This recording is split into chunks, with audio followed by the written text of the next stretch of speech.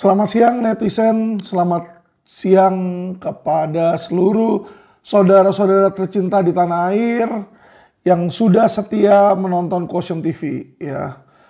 Jadi Bapak Ibu sekalian, teman-teman, saudara-saudara saya tercinta, saya nggak tahu berapa lama Quotient TV akan bertahan ya. Tapi selama itu bertahan dan saya ada, saya akan selalu membuka dan saya akan selalu membongkar inilah apa yang sebenarnya terjadi kepada aparat penegak hukum seperti Ferdi, tetapi di kejaksaan, teman-teman ya. Jadi kalau Ferdi Sambo adanya di kepolisian, sekarang saya mau membongkar sosok-sosok jaringan-jaringan di kejaksaan. Kejaksaan Agung, teman-teman ya. Agung. Kenapa? Ini saya akan mau bilang keterlibatan jenderal-jenderal.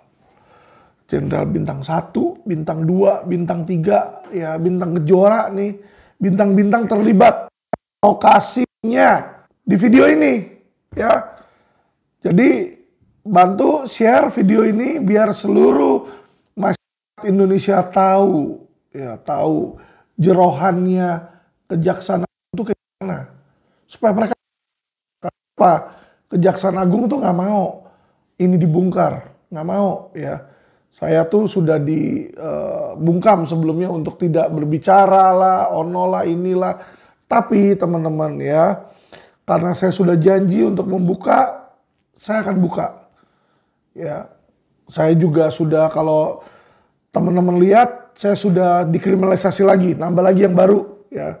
Jadi kalau kemarin saya ini kena 4 tahun 6 bulan dibilang pemalsuan, sekarang ITE nih mulai beruntun nih ya. Pertama waktu itu yang AKBP Pujiarto, terus kedua nih Hendy Surya nih tiba-tiba bisa melapor. Wes, hebat. Penjahat kelas kakap yang semua orang tahu dari Sabang sampai Merauke. Tetapi melaporkan lawyernya, lawyer yang mewakili korban dilaporin ya atas pencemaran nama baik. Saya juga bingung itu.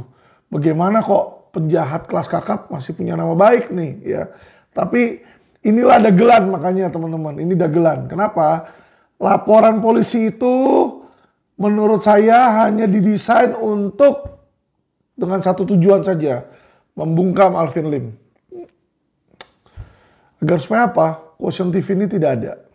Ya, jadi kalau Quotient TV tidak ada, teman-teman bisa cari alternatifnya di TV-TV lain. Nanti akan saya tampilkan, video ini akan saya berikan ke channel-channel YouTube lain supaya kebenaran dan keadilan ini tidak dibungkam. Jangan sampai dibungkam ya. Jangan berhenti di Alvin Lim ya.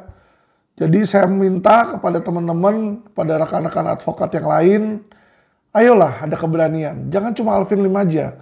Ya jangan cuma Alvin Lim, jangan cuma Kamarudin, jangan cuma Deo Lipa. Ayo yang lain berani speak up di situ ya. Hal yang sama kalau kita lihat Kamarudin dan Deo Lipa ini sudah mulai diem nih. Ya ternyata selidik punya selidik, Mabes ternyata udah bikin laporan polisi terhadap mereka. Kok lucu ya? Orang dibilang ada kebebasan berpendapat tapi selalu ditusuk pakai apa? Undang-undang ITE, dan orang kelihatannya takut gitu masuk penjara ya. Takut untuk dikriminalisasi, teman-teman. Ini yang bikin saya sedih ya. Ini yang bikin saya sedih, teman-teman.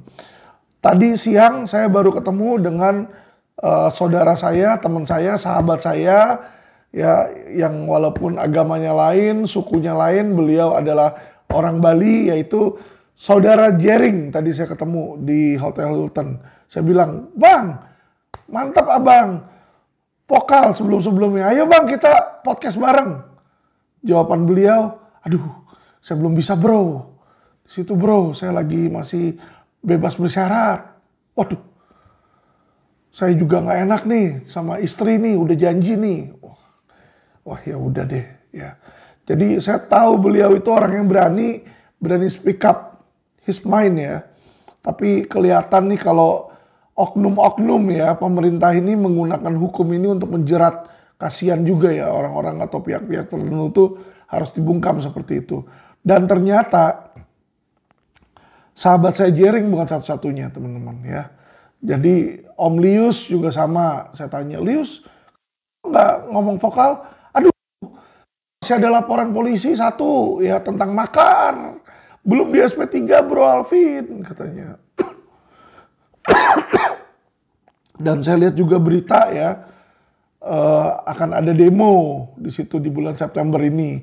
Demo itu dipimpin oleh menantunya Habib Rizik. Terus saya bingung kan, saya tanya sama teman saya, "Oi, lu tahu nggak kenapa kok Habib Rizik nggak demo? Biasanya doi itu paling getol dan paling berani duluan itu kalau demo bersuara itu beliau tuh duluan itu." Saya lihat kan, kalau saya kan suka lihat-lihat berita ya teman-teman ya.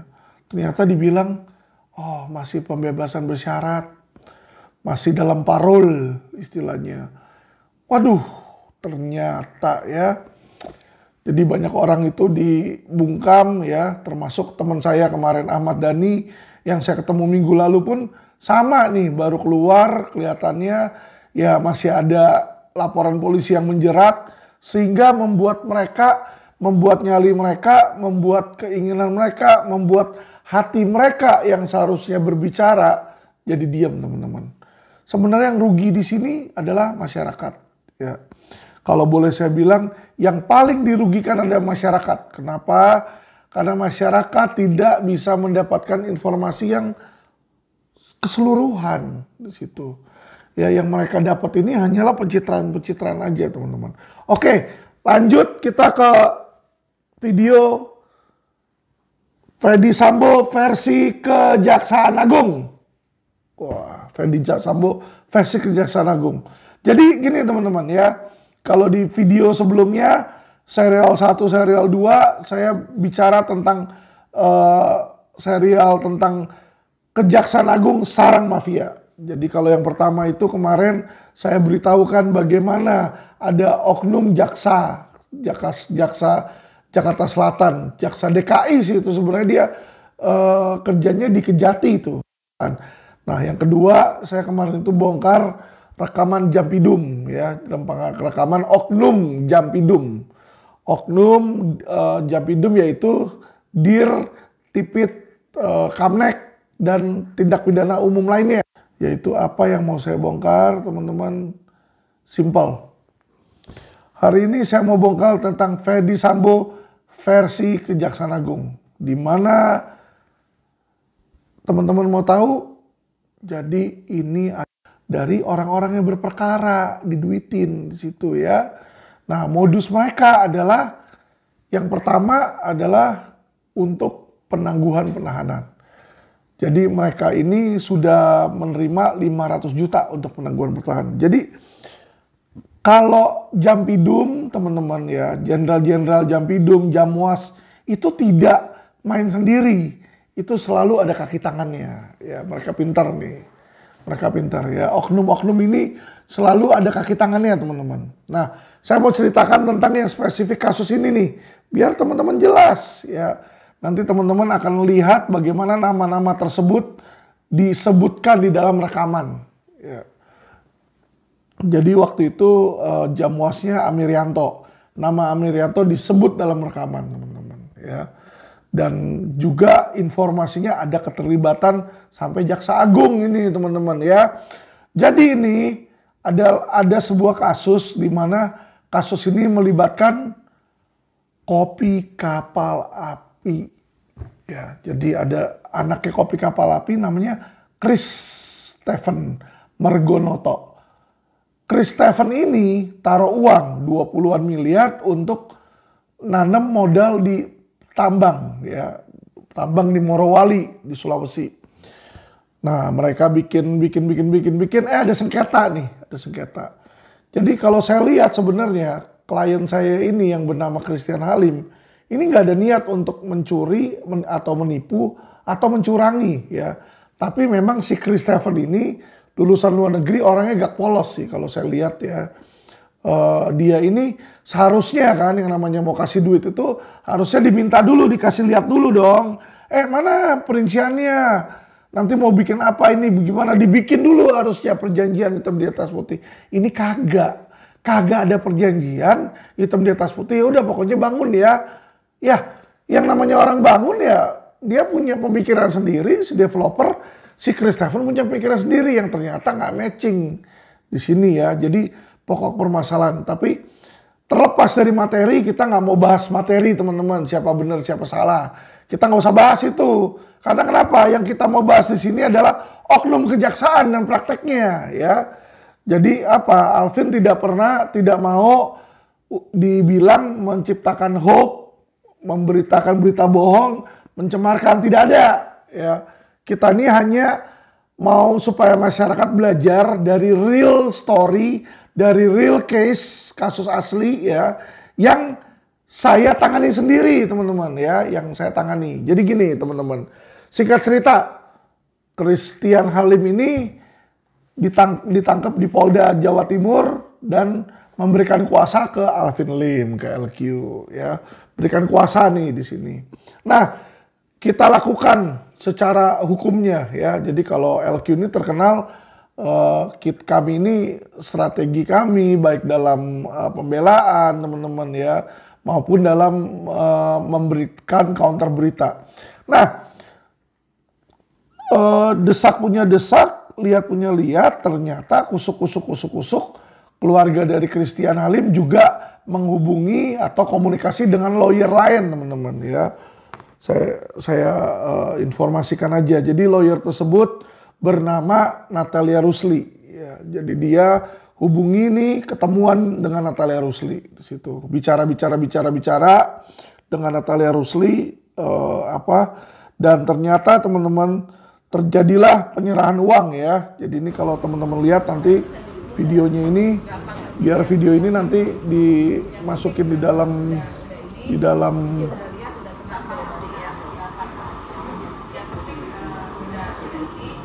jadi ini video ini dimasukin di dalam video tersebut ya. Jadi ada seseorang teman mana sebelum menjadi ses Jampidum nih yang terima duit sesnya ya. Jadi biasanya Jampidum tuh nggak mau tangannya kotor teman-teman ya, dia selalu suruh anak buahnya. Jadi anak buahnya juga pintar ya, bintang 2-nya nggak, dia pakai kron melalui advokat lain. Ditunjukkanlah oleh Natalia Rusli sosok dari Jampidum ini teman-teman, dari ses Jampidum. Ses ini kalau anggap ya teman-teman ya, supaya teman-teman ada pengertian nih yang nggak ngerti kejaksaan. Paling tinggi kalau di kepolisian Kapolri namanya, di kejaksaan paling tinggi Jaksa Agung. Di bawah Jaksa Agung ada yang namanya Jampidum. Di bawah Kapolri ada yang namanya Kabareskrim, sama-sama bintang 3 nih.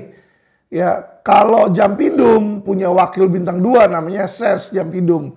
Kabareskrim punya wakil juga Wakabareskrim namanya. Jadi seolah-olah nih ses Jampidum ini selevel, sekelas, setingkat dengan Wakabareskrim lah istilahnya lah. Bagi teman-teman yang ngerti nih tentang level-level dan kepangkatan ya. Supaya kita agak cerdas dikit teman-teman. Jadi ses Jam ini datang ketemu. Temuan juga nggak di tempat-tempat ece-ece. Nggak, kayak warung itu nggak mau. Atau di kantornya, kagak. Di hotel mewah. Ini kalau teman-teman lihat, ini adalah di Hotel Grand Hyatt. Ada sebuah restoran yang bernama Sumire. Ya, restoran Jepang di sini. Serving Wagyu steak. Ya, jadi ini resto kelas atas lah di situ teman-teman ya. Oke, singkat cerita teman-teman diberikanlah sejumlah uang 500 juta ya. Nah, apa yang dilakukan dengan 500 juta itu? 500 juta itu diiming-iming bahwa akan ada penangguhan bagi si Christian Halim.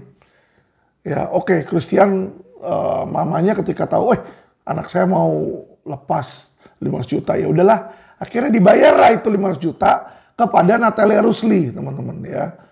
Diberikan uang itu kepada Natalia Rusli 500 juta. Nah, singkat cerita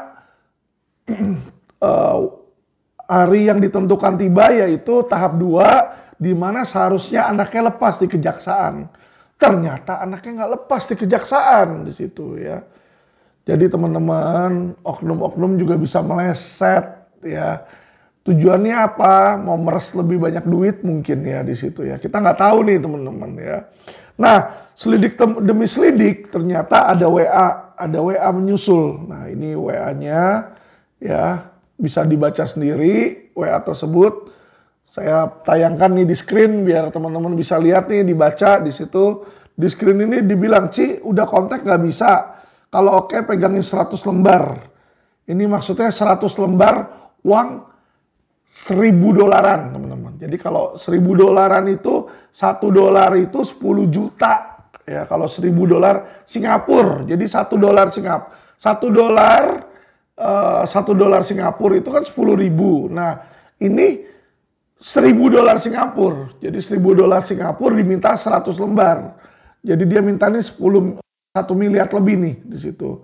Terus dijawab oleh Bu Shirley, kita nggak mampu kalau segitu. Jadi udah keluar 15 juta, dibilang minta lagi di sini ya 1 miliar.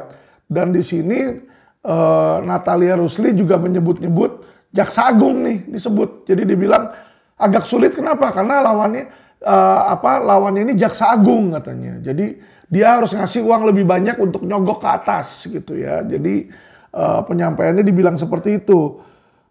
Ya udah dia bilang nggak bisa kalau gitu, dia minta uangnya balik. Nah, ketika minta uangnya balik pada kabur teman-teman ya.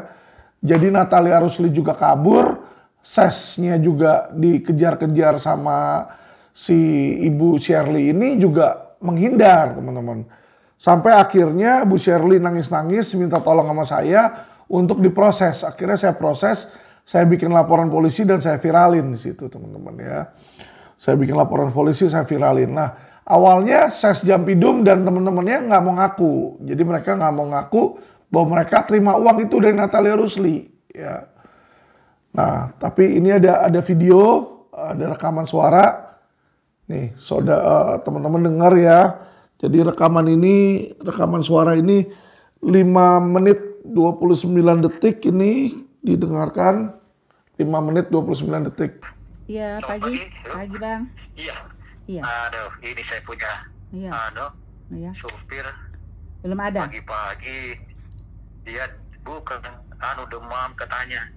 Terus ini, waduh, saya bilang jangan dulu masuk lah. Takut COVID. Agak-agak meriang. Iya. Saya khawatir. Ya, saya ini Nggak apa-apa. daftar supir, Bu. Mm-mm. Begini, bisa ketemu di kantor aja. Saya juga baru paham tadi malam, sepertinya Ibu bukan materi yang dibutuhkan, yang untuk ya, jadi kita kayaknya lebih ini, karena saya dengar juga Ibu pernah ketemu Pak Amirianto kan, yang Pak Jamas. Nah, tadi malam itu saya dikontak, sepertinya makanya kita bicarakan biar jalan keluar yang Ibu maksud itu bisa ketemu ya. Nanti cuman kayaknya jangan di kantor deh Bang ya. Hah? Jangan di kantor kayaknya ya. Malah Jangan di kantor. malah gak enak, Bu. Saya malah kalau saya di luar kan nanti orang nanti bilang apa lagi. Kalau di kantor kan kita, kalau Ibu memang yang dimaksud bantuan-bantuan yang sifatnya bagaimana proses-proses itu ya kan secara formal kantor bisa sesuai dengan prosedur. Gitu kan. Kalau di luar malah kita dikira apa lagi nanti kan. Oh, enggak Bang, soalnya itu apalagi Ibu juga nanti mempengaruhi saya. Enggak. Dikira nanti ini. Bang, soalnya saya juga kan, apa maksudnya? Bang, halo. Iya, Bang. Iya. Soalnya saya juga masih yang saya harapkan sih kerugian saya gitu loh, Bang. Bisa kembali. Iya, saya paham. Makanya itu saya paham. Saya pasti bisa carikan Ibu bagaimana. Kan kalau itu tadi malam saya bilang nanti kita coba ini, tapi Ibu bilang bukan itu, ada ininya kan. Makanya coba kita nanti di kantor supaya saya juga lebih enak. Kalau di luar saya kan pasti salah saya. Jadi Setiabudi aja Pak. Gitu. Nah, saya di rumah. Bang, kita di Setiabudi aja boleh nggak? Ibu pulang. Halo, Bang. Gimana, Bu? Ibu. Di Setiabudi aja boleh nggak? Setiabudi. Setiap. Iya, di Setiabudi di Starbucks itu, Bang. Enggak, saya enggak ini, Bu. Enggak saya di luar kantor itu jam dinas. terus bicara masalah nanti pasti sudah salah saya. Tidak apa-apa kok Bu, sebentar aja pagi-pagi ini. Di ruang saya aja di Datun itu. Di sistem Datun. Nanti. Aduh, saya nggak enak ke sana, Bang. Masa Ibu justru aman kan kalau di kantor kita bisa itu. Anunya memang apa? Pelayanan publik. Kalau kantor kan memang pelayanan publik kita ini itu menerima siapa saja kan kalau di kantor. Tapi kalau kita di luar sudah salah kita bicara masalah kantor tapi di luar. Oh, enggak, lagian mungkin saya nggak mau bicara masalah kantor kali Bang ya. Iya, tapi saya kan terikat saya. Saya kan masih jam dinas. Saya pasti terikat dengan kantor saya, Bu. Ya kalau nggak nanti Abang jam istirahat aja, Bang. Halo. Saya masih jam istirahat aja, nggak apa-apa, jam 12 gitu, Bang. Paling. Coba dulu nanti saya Iya. Enggak, kalau Ibu memang apa maksudnya ingin mendapatkan yang baru, semuanya lebih cocok kalau kita bicarakan di kantor. Nggak usah sih, kayaknya kalau ke situ udah nggak usah deh, Bang. Oh, iya. Toh juga saya udah jalan sidang kan? Toh juga kan kami memang sudah jalan sidang kan? Iya. Iya. Makan nanti. Ya sudah, kalau memang itu nanti coba saya lihat dulu. Karena saya juga ini kan harus melihat kewajiban saya sebagai pegawai. Iya, kalau abang pelayanan. Iya, kalau abang pada masyarakat. Saya kan hanya sifatnya ya secara kewajiban moral memberikan pelayanan hukum yang Ibu perlukan, yang memang ada hal-hal yang terkait dengan masalah hukum yang Ibu hadapi kan. Iya. Oke lah kalau begitu nanti coba kita lihat. Coba abang nanti kalau ini. Iya. Iya, di jam istirahat kalau mau ini boleh, Bang. Di luar jam. Nantilah kita lihat dulu, Bu ya. Iya, oke, Karena Bang. saya juga ini harus melihat kewajiban saya, Bu, sebagai nggak apa-apa. Negara. Iya, nggak apa-apa. Iya, Bu. Iya, makasih. Nah, dalam video yang tadi teman-teman baru dengar 5 menit 29 detik itu bisa dilihat kan di situ di mana SES akhirnya ditagih oleh si Ibu Shirley untuk pengembalian. Nah, SES ini juga sebut nama-nama Jamwas.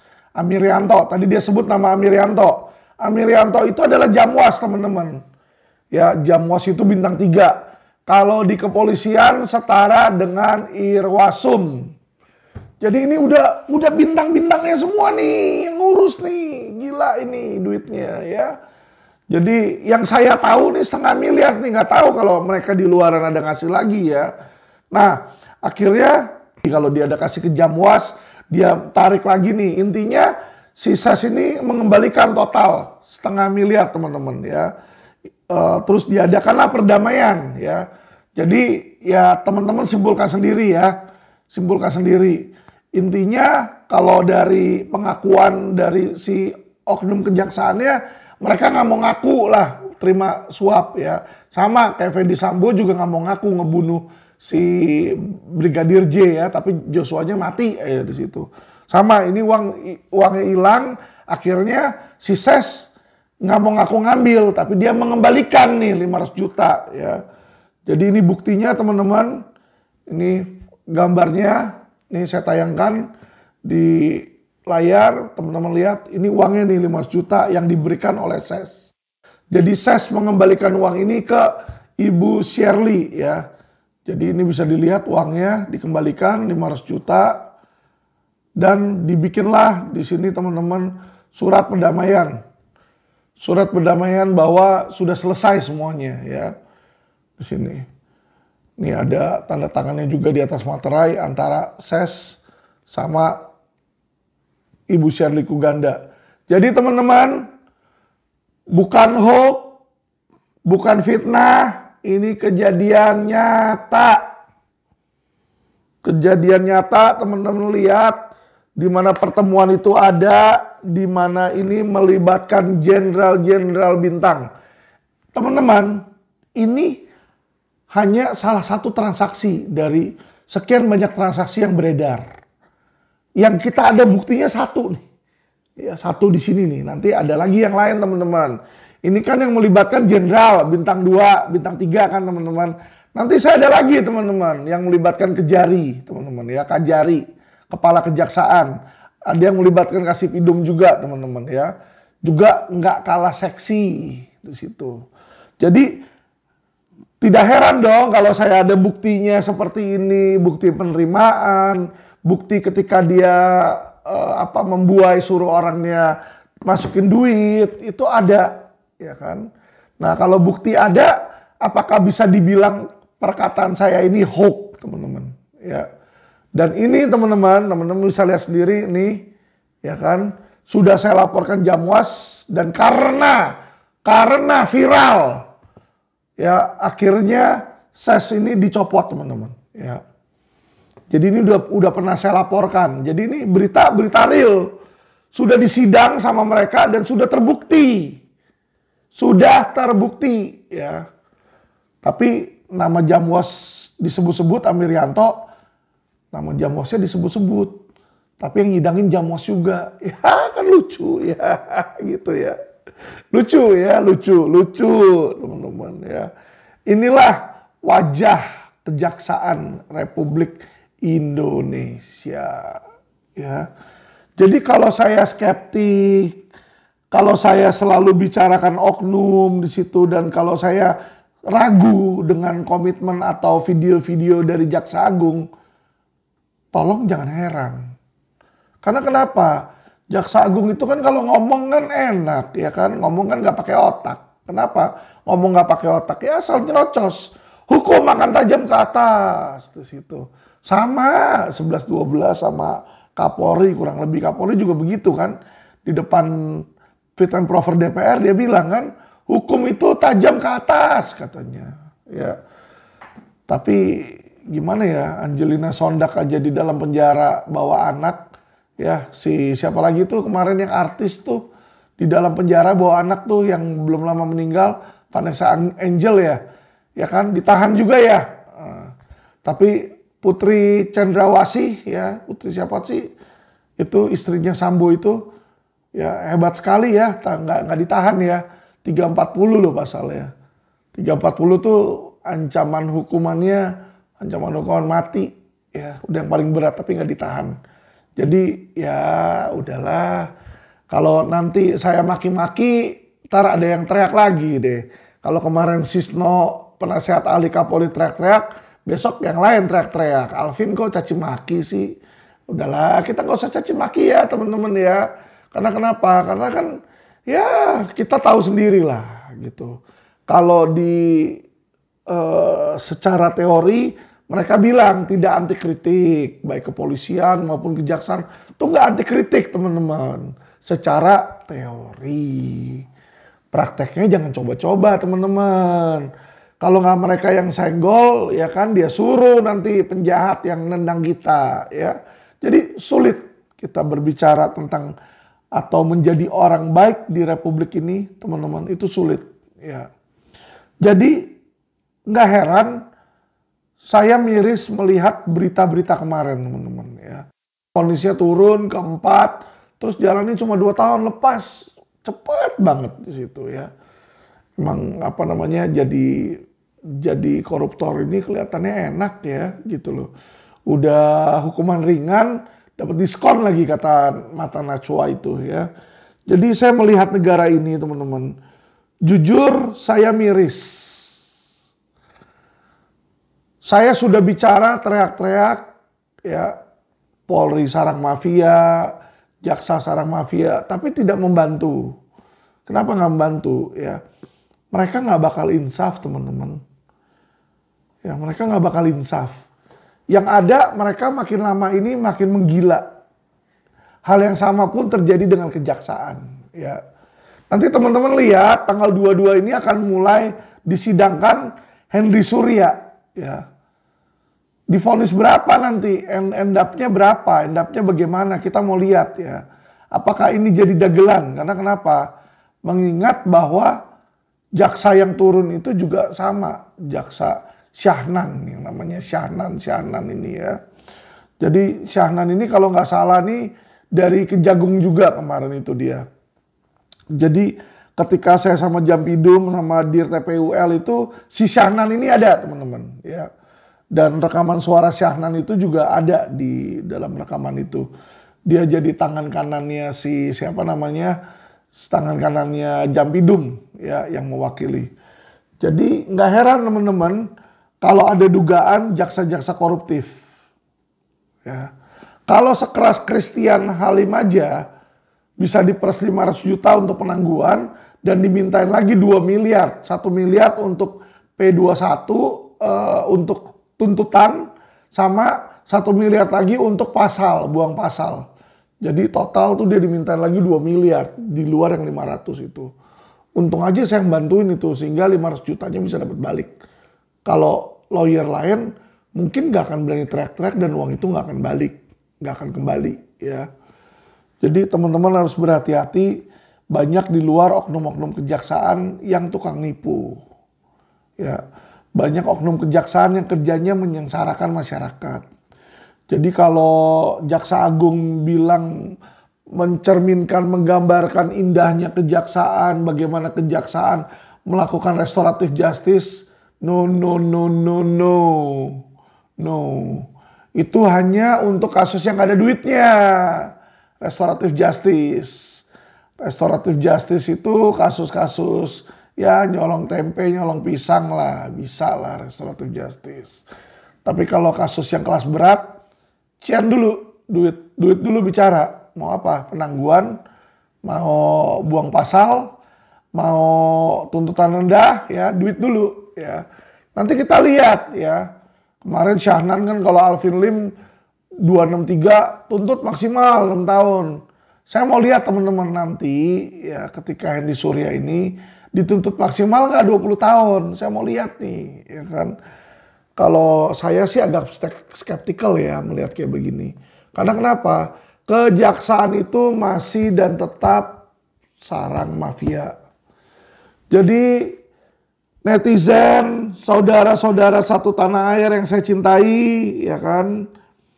Saya jujur dan terus terang kepada teman-teman bahwa kejaksaan yang saya ketahui itu masih sarang mafia.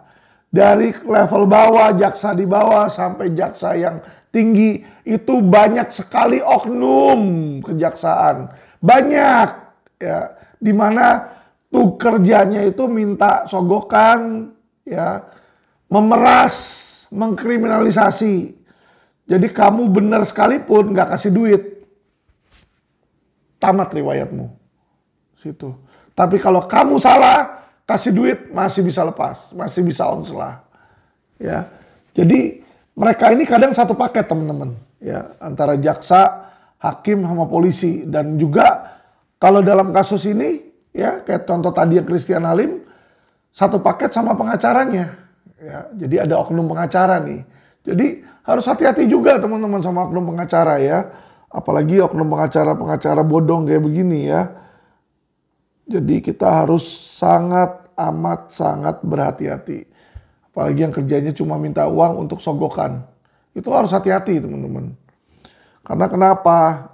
Ya kan, negara Indonesia ini banyak sekali korupsi. Oke, sudah dengar, sudah jelas. Saya mau ada pesan untuk Jaksa Agung.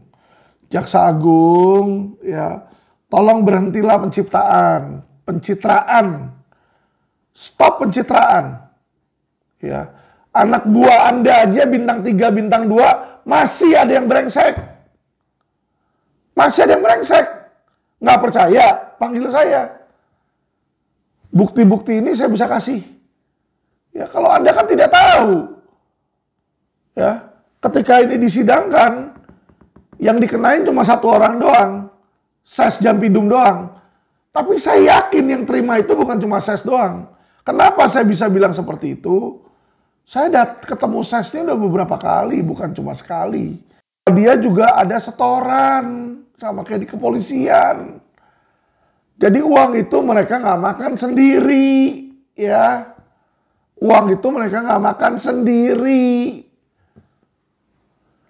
Terserah Jaksa Agung mau mengakui atau tidak, ya kan. Tapi ini saya sudah ada bukti sampai bintang 2 aja menerima uang, ya. Karena kenapa? Ketika penerimaan itu, ketika Natalia Rusli ngasih ke Jenderal Bintang 2 ini, saya di situ melihat amplop itu diberikan. Saya di situ. Ya. Jadi Jaksa Agung jangan sok bersih. Institusi Anda tuh berantakan. Orang seperti saya, kalian mau tuntut, kalian kerjasama sekarang sampai kerjasama sama Hendy Surya untuk membungkam saya, kan lucu itu. Emangnya kalian pikir saya nggak tahu?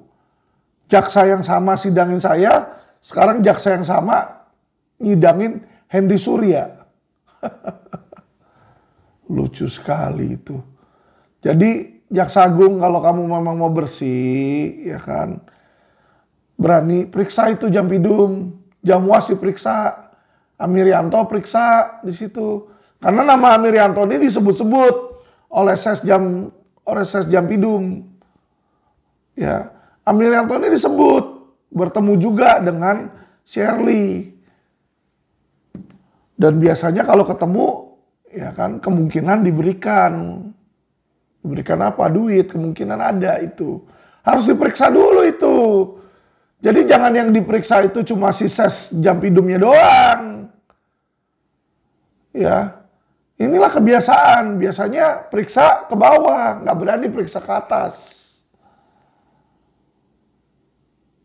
Disinilah makanya saya kecewa. Saya jujur ya. Saya itu awal-awal pemerintahan itu saya sangat yakin dan optimis sebenarnya dengan pemerintah. Saya ini pendukung pemerintah. Udah, itu. Saya ini pendukung pemerintah dari awal. Saya bangga dengan adanya Presiden Jokowi. Walaupun orang-orang sering ngeledekin dia ceking lah, kurus lah. Tapi saya lihat dia tuh punya keberanian. Itu yang saya lihat terhadap beliau ya. Terus saya sangat bangga juga pertama kali ketika ya Kapolri itu dipilih, Listio Sigit. Ya kenapa? Jujur nih, alasan saya bangga Listio pertama kali dipilih sebagai Kapolri adalah karena beliau sama-sama Kristiani. Jujur alasan saya bangga awalnya karena itu. Saya merasa ya, perasaan saya, bahwa ada seorang yang seiman ini bisa menjunjung tinggi hukum dan keadilan, bisa menjadi terang dunia. Terus ada Kadif Propam juga, yang dimana Kadif Propam itu Kristiani juga, yaitu si Ferdi Sambo ini. Saya melihat nih, wah mulai banyak ya polisi-polisi, aparat penegak hukum yang Kristiani, yang Kristen. Bukan karena saya rasis atau saya memihak agama tertentu, enggak. Tapi tentu saja ketika kita melihat kesamaan itu kita senang di situ ya. Kenapa? Saya berpikir terang ini mulai meliputi Indonesia yang saya lihat. Anggapan saya teman-teman, ini anggapan saya ya. Yang sorry ya, yang mungkin terlalu polos. Karena kenapa? Saya berasa dan saya merasa bahwa agama saya Kristen ini adalah agama yang baik. Ya. Dan Tuhan saya ini selalu mengajarkan hal yang baik. Disitulah makanya ketika saya melihat Kapolri dari agama Kristen, Kadif Propam dari agama Kristen, saya senang, saya happy. Timbul yang namanya hope atau pengharapan teman-teman. Tapi apa daya, yang saya lihat kenyataannya itu berbanding terbalik. Berbanding terbalik. Seseorang yang Kristiani, yang mengaku beragama, ya kan, yang selalu kalau ngomong atau kalau WA, ya Tuhan memberkati, Jesus bless you, God bless you. Di situ saya kaget ketika dengar berita bahwa terlibat pembunuhan berencana di situ. Merekayasa kasus. Ya. Jujur di situ saya melihat bahwa ternyata Indonesia ini sedang tidak baik-baik saja. Ternyata apa yang disampaikan oleh saudara setanah air saya, yaitu saudara Habib Rizik, benar. Indonesia ada dalam darurat kebohongan. Terpaksa saya akui pernyataan beliau benar. Walaupun beliau berseberangan agama dengan saya. Dan saya melihat bagaimana penegakan hukum ternyata itu tidak sedang baik-baik saja. Di mana 6 orang syahada sudah menyerah dibunuh. Ya. Di mana katanya saya memalsukan. Tapi KTP yang dipalsukan juga nggak tahu kemana. Orang yang katanya memalsukannya juga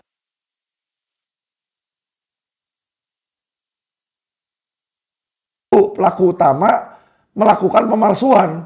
Tapi pelaku utamanya anehnya nggak pernah dihadirkan di sidang saya. Hadir aja kagak.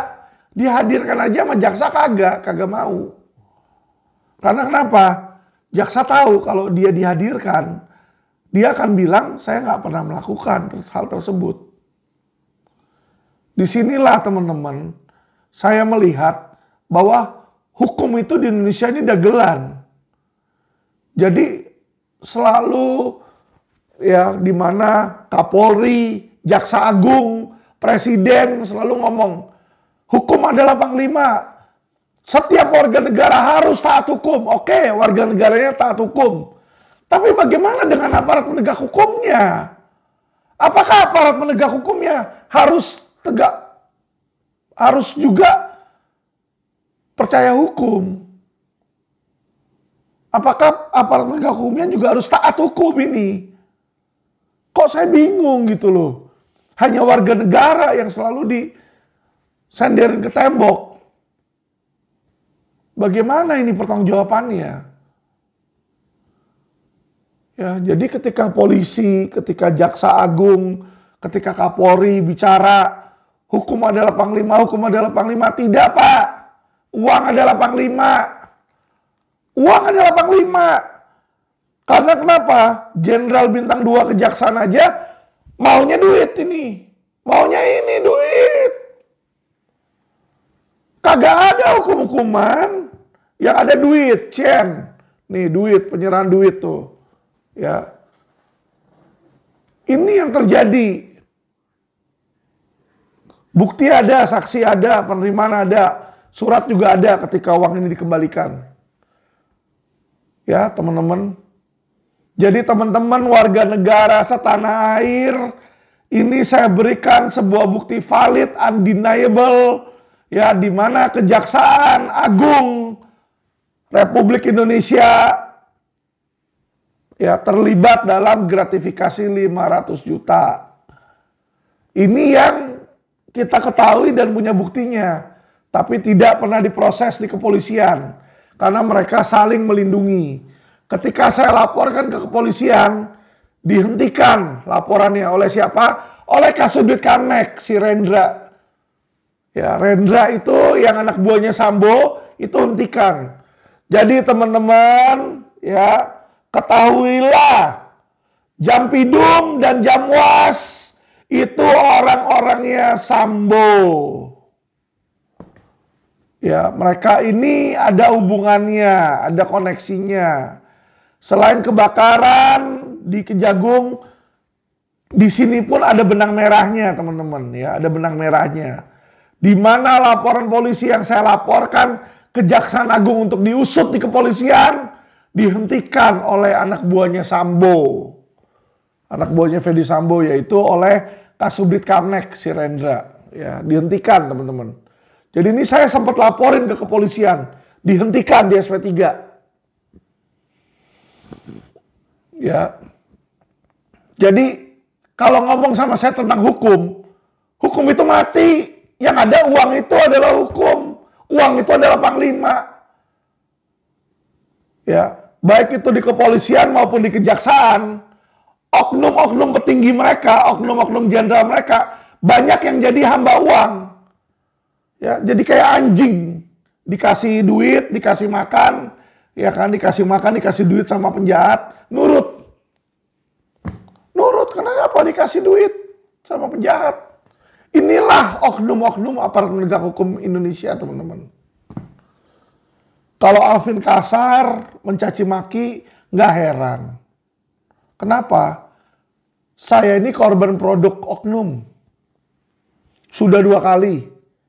Ya, nanti akan mencicipi yang ketiga kalinya. Saya akan dipenjara ketiga kali untuk apa? Menjalani sebuah kejahatan yang nggak pernah saya lakukan. Dan yang keempat nanti lucu teman-teman, ada laporan polisi ya, di mana Henry Surya ini orang dari Sabang sampai Merauke udah tahu loh, dia tuh gemplang 36 triliun loh. Dia gemplang 36 triliun, nggak mau mengembalikan ya teman-teman.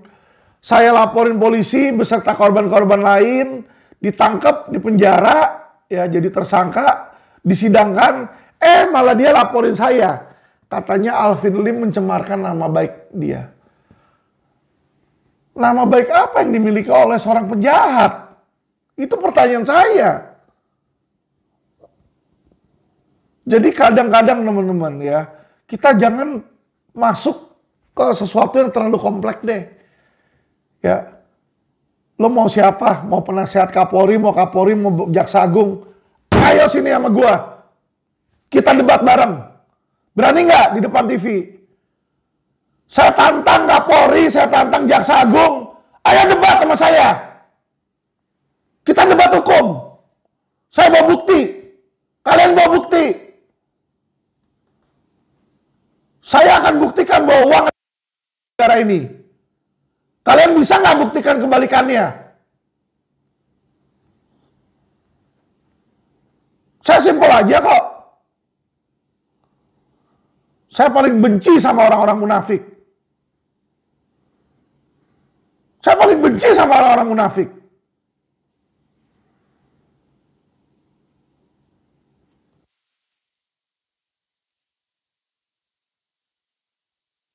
Oleh oknum-oknum yang koruptif dan manipulatif.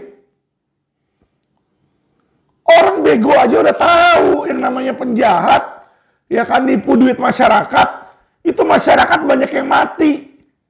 Banyak yang mati, banyak yang juga sakit, uangnya ditipu sama Henry Surya. Bapaknya aja kagak ditangkap, bapaknya dia nggak ditangkap tuh Surya Effendi.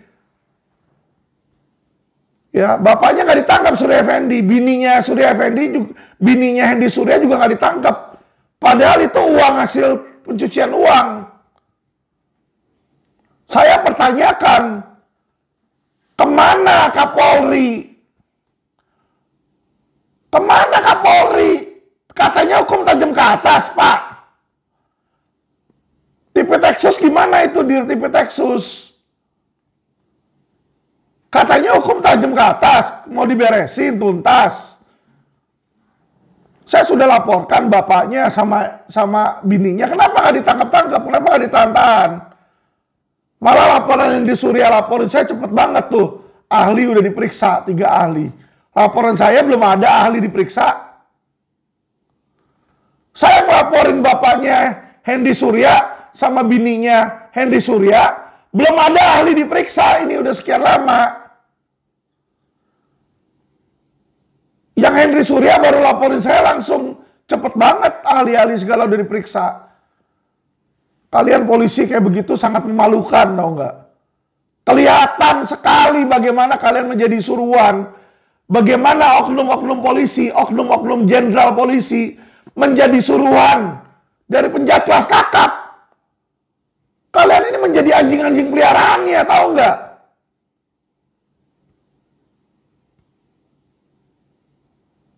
Mau apa? Mau tangkap gua? Tangkap aja. Kapan? Kasih tahu, saya datang. Saya nggak takut. Tidak ada rasa takut sama sekali di dalam hati saya. Makin lama makin gila kalian. Kepolisian, kejaksaan, kalian sudah menjadi oknum, menyatu oknum-oknum ini. Kerjaan kalian menyengsarakan masyarakat, mengkriminalisasi kasus, merekayasa kasus, memeras. Apakah itu yang namanya aparat penegak hukum? Kalau itu divisi aparat penegak hukum, lalu definisi penjahat apa? Aparat penegak hukum mau kerjanya mengkriminalisasi, memeras, gratifikasi. Itu yang saya lihat aparat penegak hukum di Indonesia. Tanya sama anak SD aja bisa tahu. Kalau ditanya yang namanya penjahat punya nama baik nggak? Namanya penjahat tuh nggak ada nama baik, bos. Namanya buruk, itu nama penjahat. Kok lucu? Penjahat ngelaporin lawyer yang ngelaporin dia dengan pencemaran nama baik. Coba kalau polisi sama jaksanya dilaporin pencemaran nama baik oleh lawyer. Kalian terima nggak LP-nya? Laporan polisinya kalian terima nggak? Kalau saya mau laporkan, ya kan, polisi dengan tuduhan pencemaran nama baik, kalian terima tidak? Kalau saya mau laporkan Bapak Kapolri dengan tuduhan hoax, SPKT berani terima nggak? Kenapa saya bilang misalnya saya laporkan Pak Kapolri hoax? Pak Kapolri bilang, silakan masyarakat kritik. Buktinya gue kritik, bulan Mei gue dilaporin sama Pujiarto. Kalau bukan hoax itu apa, bos? Silakan kritik, silakan. Habis itu dilaporin polisi. Itu kan sama aja hoax. Sama aja berita bohong. Kalau Alvin Lim melaporkan Kapolri, beranikah kalian, kepolisian, Tipit Cyber, memproses laporan hoax-nya? Berani nggak memproses laporan pencemaran nama baik tersebut? Berani nggak Direktur Tipit Cyber memproses?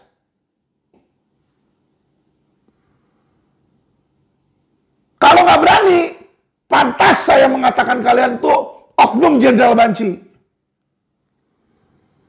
Karena kenapa? Kalian bilang penjahat aja boleh lapor. Lah, saya Alvin Lim mau laporin Kapolri, boleh nggak? Kalian terima nggak?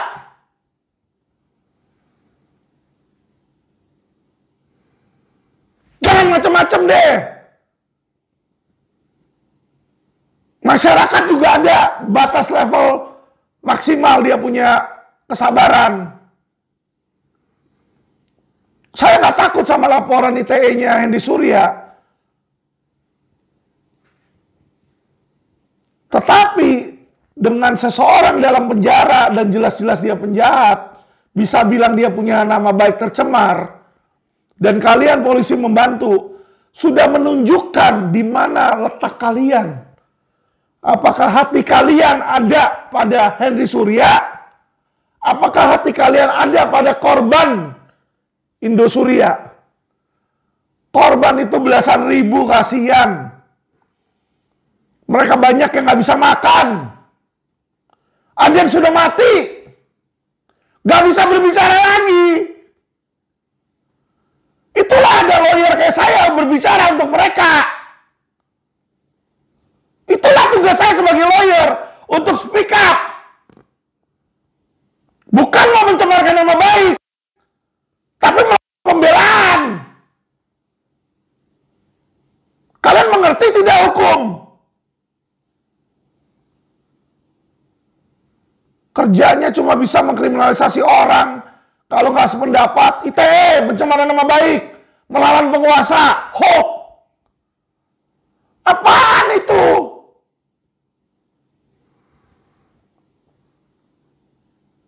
Saya tantang kalian, kapanpun kalian mau. Kapolri, Jaksa Agung, kapan mau berdebat sama saya? Silakan. Kasih tahu kapan. Saya book nanti hotelnya. Saya book nanti YouTuber-YouTuber. Apa perlu kita berdebat di ALC atau di TV? Nggak masalah, ayo. Saya bawa bukti-buktinya. Di mana banyak oknum-oknum kalian yang brengsek. Jangan kalian putar balikan. Masyarakat yang mestinya dilindungin kok masyarakat sama kalian dikriminalisasi. Gak bisa kayak begitu, bos. Saya tahu kalian jenderal, kalian punya bintang. Tapi bukan berarti kalian Tuhan. Kalian mau punya jenderal, tetap seharusnya yang namanya equality before the law. Kalian harus tunduk pada hukum. Kalian harus tunduk kepada hukum. Gak bisa kalian bilang, Alvin Lim harus tunduk. Saya jenderal gak perlu tunduk. Gak bisa itu. Gak bisa. Kalau seperti itu saya gak heran. Mau dari agama apapun, mau Lius, mau Jering, kenapa mereka semua teriak? Karena mereka melihat ketidakadilan yang dilakukan oleh pemerintah. Mengerti? Sekali-sekali luangin waktu, tonton video saya. Saya ini menyuarakan keluh kesah dari masyarakat. Kenapa? Karena saya ngomong baik-baik, nggak pernah didengar. Setiap orang tuh ada level batas kesabaran. Saya bicara agar pemerintah berubah. Saya nggak mau menggulingkan pemerintah. Saya nggak mau menyebarkan fitnah atau kebohongan. Saya kasih bukti semua di dalam video saya. Mau cari delik pidananya, mau cari unsur pidananya. Lucu kalian kayak begitu, tahu nggak? Kalian pemerintah. Tapi caranya supaya dihormati oleh masyarakat dengan mempidanakan. Jadi caranya itu kalian mau membuat orang takut. Itu nggak bagus. Yang terbaik adalah ketika masyarakat hormat sama aparat penegak hukum. Karena dari hati paling dalamnya dia bangga. Saya minta Bapak Presiden Jokowi, tolonglah. Ini Kapolri sama Jaksa Agung ini sudah nggak bisa membenahi kalau saya lihat. Berkali-kali saya minta, saya kasih tahu kesalahannya ini. Kemarin saya juga kasih tahu ke Kapolri, Pak, bagaimana orang dalam tahanan, akan dicari tahu ada pelanggaran nggak. Dan ternyata iya ada pelanggaran. Tipitexus bilang nggak ada, dia nggak ada ngebon. Sedangkan Daniel Tiveoli itu yang Brigjen Karobin Ops, dia bilang dibon katanya. Dari situ aja informasinya aja udah bertabrakan. Ternyata dia bilang, oh nggak ada, diantar. Mana ada penyidik nganterin, SPKT nganterin ke dalam tahanan untuk bikin laporan. Ya kalau nggak dikasih duit tuh nggak mungkin hal-hal yang kayak begitu. Nggak usah kayak begitu ya. Kalau klien lagi sakit aja atau apa tetap nggak mau kok, disuruh tunggu sembuh. Apalagi ini juga orang dalam tahanan, disuruh keluar dulu dari tahanan baru nanti dibikinin laporan polisi. Bukan berarti dia lapor polisi nggak boleh ngelapor, loh, boleh. Tapi dalam hal delik aduan itu dia harus dia sendiri yang datang melapor, datang. Ini polisi nyamperin, kan lucu. Sejak kapan SPKT masuk ke dalam tahanan?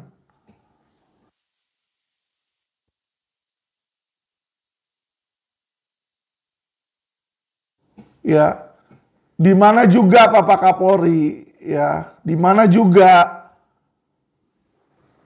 apa? Dirtipid Cyber sudah tahu posisinya orang salah. Udah tahu posisinya penjahat, masih sembarangan dikasih rekom di situ. Ya ini parah sekali ini parah sekali. Saya jujur sangat kecewa sekali yang dilakukan oleh oknum-oknum. Bagaimana masyarakat mau percaya? Nanti dari kepolisian, ya kan, dibikinlah penyidikan di situ dengan apa? Rekayasa, dengan bukti-bukti palsu, dengan saksi-saksi setelan, saksi-saksi bayaran. Terus apa? Dengan ahli. Dibilang sudah periksa 3 ahli. Emangnya saya nggak tahu ahli pidana, ahli bahasa itu tergantung siapa yang bayar. Itu pasti mereka dibayar. Ya, jadi memang tujuannya tuh untuk mengkriminalisasi. Udahlah, kalau masyarakat biasa, ya kan, gampang dibohongin oleh kalian. Kalau saya, permainan-permainan kalian tuh udah saya ketahui semua. Trik-trik polisi, trik-trik jaksa tuh sudah saya ketahui. Capek saya ngelihatnya kayak begini. Ya, semoga suatu saat, ya kan, saya dikasih kekuasaan, kalian nanti lihat aja, gitu loh. Yang petinggi-petinggi, koruptor-koruptor, ya, saya babat-babatin habis nanti di situ. Nggak ada itu korupsi-korupsi. Kalau mau Indonesia maju, berantas itu korupsi. Subsidi itu bukan hal yang susah. Uang untuk subsidi itu Indonesia ada. Yang penting apa? Negara jangan korupsi. Pasti ada kok dananya. Orang Indonesia negara yang kaya kok. Gitu teman-teman. Jadi netizen, saudara-saudara sebangsa, saudara-saudara setanah air, ya. Baik itu polisi juga kejaksaan, bagi polisi yang baik, ya. Video ini bukan untuk Anda. Bagi jaksa-jaksa yang baik dan bersih dan lurus, video ini bukan untuk Anda. Yang saya sebutkan tadi adalah untuk oknum. Ya. Justru kalau kalian polisi yang baik dan jaksa yang baik, seharusnya sedih melihat keadaan seperti ini. Ya. Bagi kalian oknum, segeralah sadar. Habis dunia ini ada dunia akhirat. Habis dunia ini ada dunia akhirat. Di mana nanti dunia akhirat? Neraka itu benar-benar ada. Ya, yang namanya karma itu sekarang makin lebih cepat terjadi. Kasus Ferdy Sambo itu ada karena apa? Karena karma. Saya yakin hal yang sama segera akan datang ke kejaksaan dan kehakiman pula bagi mereka yang nakal-nakal, yang korupsi-korupsi, yang oknum-oknum. Karena kenapa? Doa masyarakat, doa orang benar itu didengar oleh Tuhan. Bapak Kapolri, Anda Kristiani sama kayak saya. Doa kita sama, Tuhan kita sama. Tolonglah jangan munafik. Kalian tahu, Bapak tahu banyak oknum-oknum di kepolisian. Saya di penjara nggak masalah. Saya di penjara tetap berjuang. Di luar penjara saya teriak-teriak. Biar apa? Biar masyarakat cerdas. Biar pemerintah tahu boroknya mereka dan memperbaiki. Kalau sampai saya di dalam penjara, saya tetap akan berjihad. Gimana caranya? Saya akan doa. Saya akan doa teriak ke Tuhan. Jadi kalau saya di luar penjara, saya teriak di podcast. Di luar penjara, di dalam penjara, saya teriak ke Tuhan, saya doa. Dan doa orang benar itu dipandang sama Tuhan. Saya nggak masalah kok. Kalau saya di dalam penjara juga saya lebih banyak quality time mendekatkan diri sama Tuhan. Daripada saya di luar ketemu sama polisi-polisi, oknum-oknum, ya petinggi-petinggi, aparat penegak hukum yang munafik. Jijik saya ngelihatnya. Ngomongnya doang, pencitraan terus. Ngomongnya aja silahkan kritik. Yang mengkritik terbesar jadi sahabat. Pak Kapolri, saya ini kritik Anda ini paling keras, paling hebat. Kalau kita sahabat Pak Kapolri, ya kan, sekalipun kenapa Anda nggak pernah mau kasih waktu untuk korban-korban investasi bodong yang saya bilang ingin bertemu dengan Anda. Itu korban mahkota, korban Raja Sabta Oktohari, lagi digugat balik sama Raja Sabta Oktohari. Di mana Anda?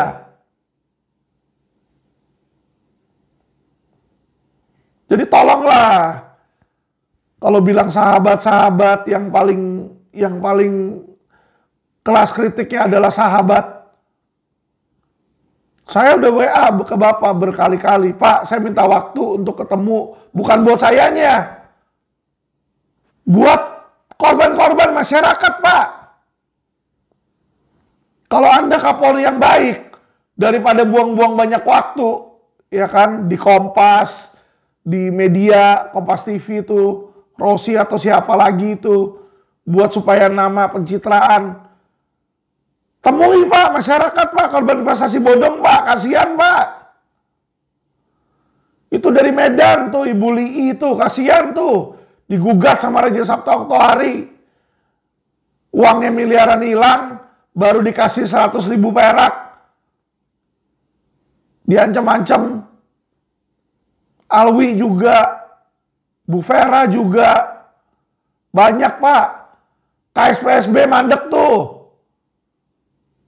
KSPSB mandek, Net 89 mandek, ATG mandek, ATG, robot.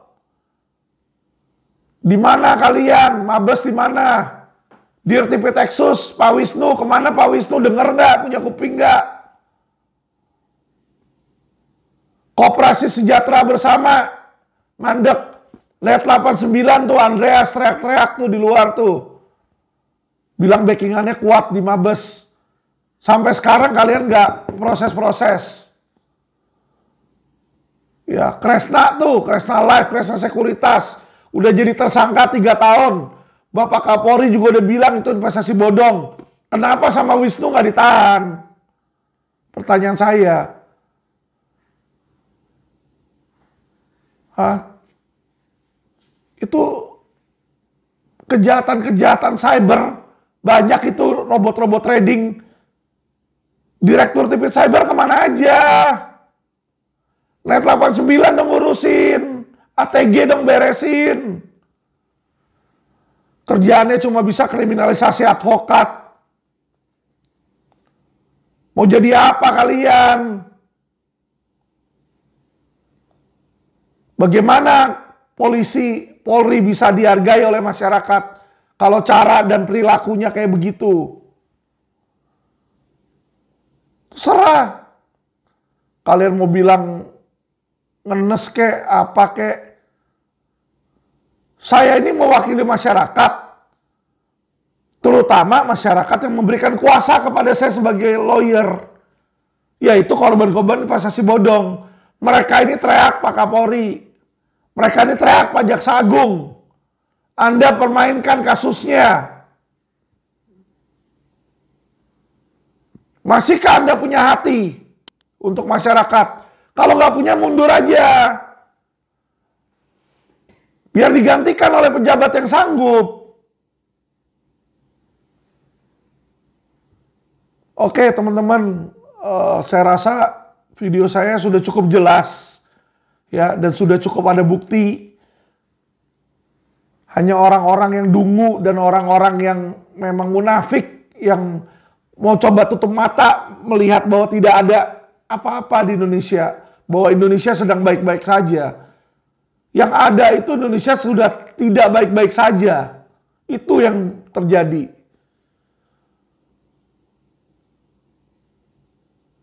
Teman-teman, masyarakat, saya berbicara untuk kalian. Kalau suatu saat saya ditahan, saya rela, saya ikhlas, teman-teman. Ya, biar teman-teman tahu, masyarakat tahu, inilah Indonesia. Inilah pemerintahan bobrok. Suatu saat, ya siapa tahu kita diberikan keberuntungan orang-orang yang baiklah yang nanti akan memerintah. Ketika itu terjadi, barulah di situ masyarakat bisa adil, bisa makmur. Kalau tidak, itu hanya pepesan kosong. Yang ada aparat penegak hukum memperkaya kantong sendiri, pejabat memperkaya diri sendiri. Ya, yang ada pemerintah menggunakan hukum untuk apa? Menyengsarakan masyarakat, menekan masyarakat, menjadi alat kekuasaan. Bukan untuk memberikan keadilan dan kesejahteraan bagi masyarakat. Ya, kita berdoa teman-teman, semoga Tuhan memberkati Indonesia. Agar Tuhan memberikan kasih sayangnya kepada Indonesia. Agar Tuhan memberikan perhatiannya kepada Indonesia. Kasihan saya melihat orang-orang Indonesia banyak yang miskin. Makan aja susah mereka. Dan kadang dijadiin bahan bercandaan oleh YouTuber. Dikasih kantong plastik, makanan sisa dan sebagainya. Kasihan itu. Saya berdoa suatu saat Tuhan melawat Indonesia. Saya yakin itu waktu itu akan terjadi. Walaupun saat ini saya dikecewakan yang ada. Tapi saya yakin iman saya pada Tuhan. Bahwa Tuhan akan menjaga saya. Saya tidak akan kekurangan satu apapun. Hater mungkin banyak yang diciptakan untuk biar supaya masyarakat. Ujian dari masyarakat. Saya berbicara ini agar supaya kalian masyarakat diberikan perhatian oleh pemerintah. Diberikan hukum yang adil, itu aja. Itu aja. Kalau secara ekonomi saya udah lebih dari cukup kok. Kita berdoa sama-sama teman-teman. Ya, dalam agama masing-masing. Semua, mau yang Kristen, mau yang Muslim, mau yang Buddha, mau yang Hindu. Ayo kita doa untuk Indonesia. Indonesia ini akan melalui masa kritis, bukan cuma ekonomi, tapi hukum. Saya berdoa supaya Indonesia ini diberikan kemakmuran. Saya nggak bermimpi menjadi penguasa. Saya nggak bermimpi untuk menggulingkan kekuasaan yang ada. Saya hanya berharap suatu saat Indonesia menjadi negara yang taat hukum dan aparat penegak hukumnya benar-benar menjunjung tinggi hukum dan tidak korupsi. Sehingga nanti Indonesia juga akan maju, teman-teman. Seperti negara Cina dan negara Amerika. Karena apa? Karena hukumnya itu, fondasinya itu kuat. Baik teman-teman, itu saja. Saya berharap netizen terima kasih yang sudah mendukung saya selama ini. Kalau video-video kami ada yang hilang, ya ketahuilah bahwa ada beberapa pejabat-pejabat tinggi ya, baik dari kepolisian maupun instansi lain yang meminta agar itu diturunkan. Ya, jadi saya berharap suatu saat ya Indonesia bisa maju. Terima kasih teman-teman. Salam cerdas hukum.